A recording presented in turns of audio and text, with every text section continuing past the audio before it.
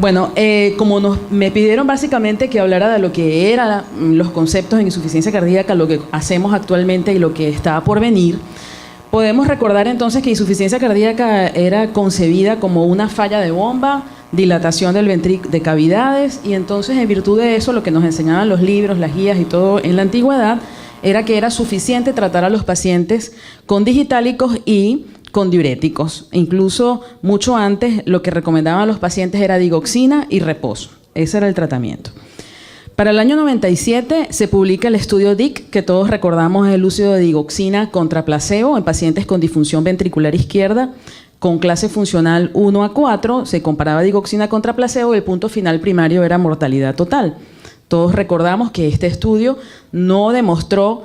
que hubiese disminución de la mortalidad total, solamente que disminuía las hospitalizaciones o empeoramiento por insuficiencia cardíaca, y en todo caso recordamos siempre que decimos, bueno, mejora síntomas y más nada, ¿no? Sin embargo, también recientemente en el Congreso Europeo de Insuficiencia Cardíaca se presenta este estudio con un seguimiento de 10 años, lo cual es bastante bueno, y con un número importante de pacientes. Estos pacientes tenían insuficiencia cardíaca y fibrilación auricular, y se demuestra aquí de forma estadísticamente significativa cómo aumenta la mortalidad en los pacientes que reciben digoxina, que es la línea roja. Luego, más o menos en la década o en el año 2000, comienza entonces la teoría de la activación neurohumoral y del sistema simpático. En virtud de eso, las guías actuales, tanto europeas como americanas, tienen una recomendación y un nivel de evidencia 1A, porque estudios con inhibidores de enzima convertidora, con beta bloqueadores, con antagonistas de los mineralocorticoides y los bloqueantes de receptor de angiotensina 2 han demostrado disminución de mortalidad y de hospitalización por insuficiencia cardíaca. También otras drogas se incluyen en el tratamiento, como es la ivabradina, sobre todo en pacientes que ya reciben terapia óptima para insuficiencia cardíaca, pero persisten con una frecuencia cardíaca por encima de 70 latidos por minuto.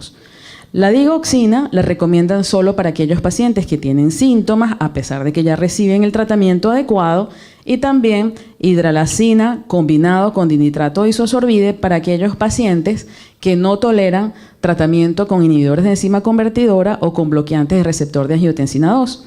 Vemos que esas son recomendaciones 2A o 2B con un nivel de evidencia B o C. Eso basado en algunos estudios que todos conocen aquí, con inhibidores de enzima convertidora, por ejemplo, el estudio SOLVE, donde se demostró una disminución de 16% de mortalidad de enalapril contra placebo, estudios con bloqueantes de receptor de angiotensina 2, con losartán, valsartán y candesartán, estudios con antagonistas de mineralocorticoides como es espironolactona o eplerenone, con beta bloqueantes como son bisoprolol, carvedilol y nebivolol, y otros muy importantes como el estudio SHIFT, donde se demuestra también disminución de la mortalidad y de puntos combinados con ivabradina. Vemos, por ejemplo, con los bloqueantes de receptor de angiotensina 2, como en los estudios donde hay puntos finales combinados con estos estudios de bloqueantes de receptores de angiotensina 2, son puntos combinados de mortalidad y hospitalización, y vemos cómo hay una reducción de riesgo desde un 10%, como fue en el estudio HILL con losartán, hasta un 30% en lo que es el estudio SHARM. Básicamente cuando es el alternativo que se usó candesartán en aquellos pacientes que no toleraban inhibidores de enzima convertidora. Asimismo, el Valheft con valsartán, también punto combinado de mortalidad con hospitalización. Muy importantes son los estudios con beta bloqueantes, porque demuestran como punto final primario disminución de la mortalidad, y de una manera muy fehaciente, porque disminuye mortalidad en un 30-35%. Eso ha sido demostrado con bisoprolol, con metoprolol, con carvedilol y también con nebivolol. Y hoy en día el que no le indique beta bloqueantes a un paciente con insuficiencia cardíaca, pues no sabe lo que está haciendo, solo que tenga una contraindicación absoluta. Usted siempre debe indicar cualquiera de estos 4 beta bloqueantes al paciente con insuficiencia cardíaca.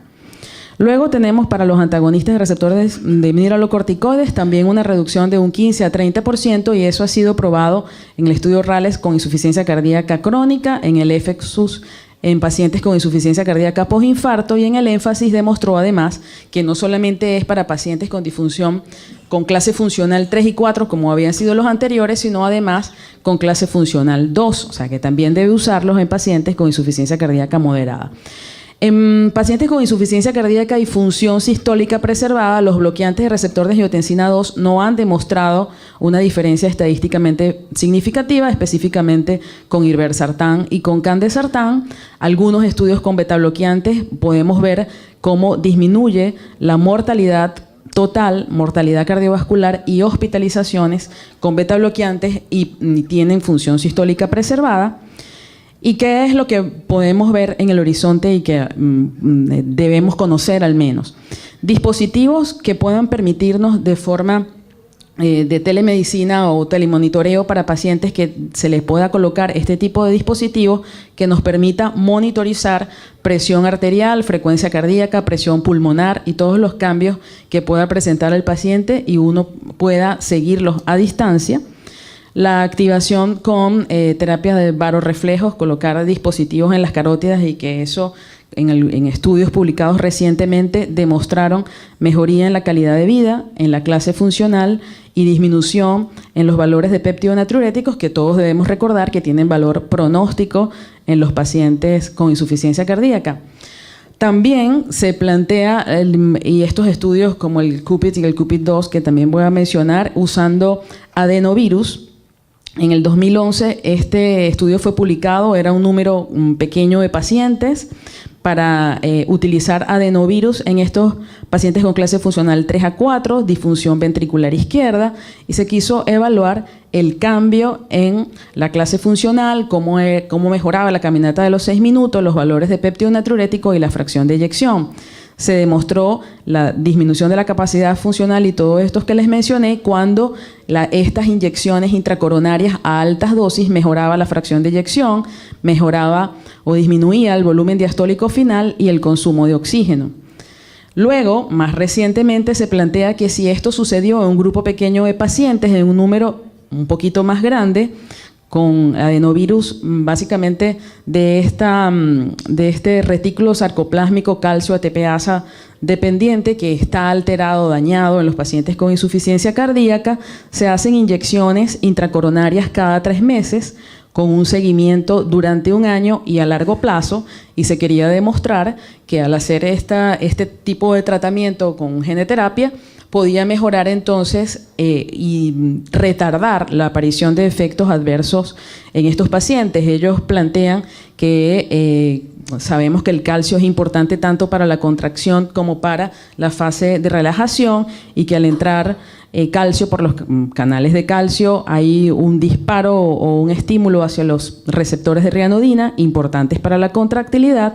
pero que debe haber una correcta recaptación de ese calcio, para lo cual es importante ese retículo sarcoplásmico calcio ATPasa dependiente que está dañado, alterado en los pacientes con insuficiencia cardíaca, y eso es lo que no permite que haya una buena recaptación de calcio, y es por eso que hacen estos adenovirus para tratar de suplir o de suplementar esto. Sin embargo, en abril de 2015 hacen la noticia es que este CUPID-2 esta vez no alcanzó la resolución del punto final primario y secundario que se habían planteado. Entonces, aquellos que se logró en el CUPID-1 con un grupo pequeño de pacientes, en este grupo un poco más grande de pacientes no se logró. Entonces, teniendo geneterapia, telemedicina y todas estas cosas que no tenemos al alcance y que siguen estando en fase de experimentación, el doctor Bramwell nos dice este mismo año que lo que tenemos en la actualidad y que es el camino, lo que debemos estar siguiendo, es que en los pacientes con función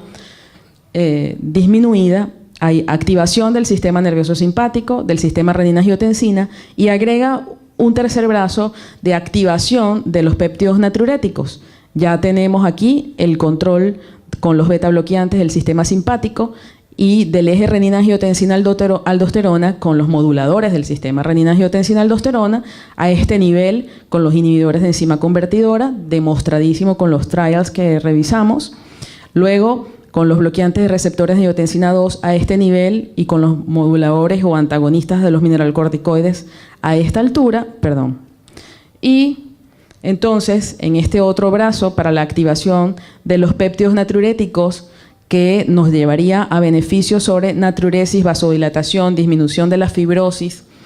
tenemos entonces la intervención de la neprilicina, que no solo actúa sobre los péptidos natriuréticos, sino también sobre la renina. Y sobre este tercer punto, pues el doctor Luis Díaz le ampliará la información. Muchas gracias.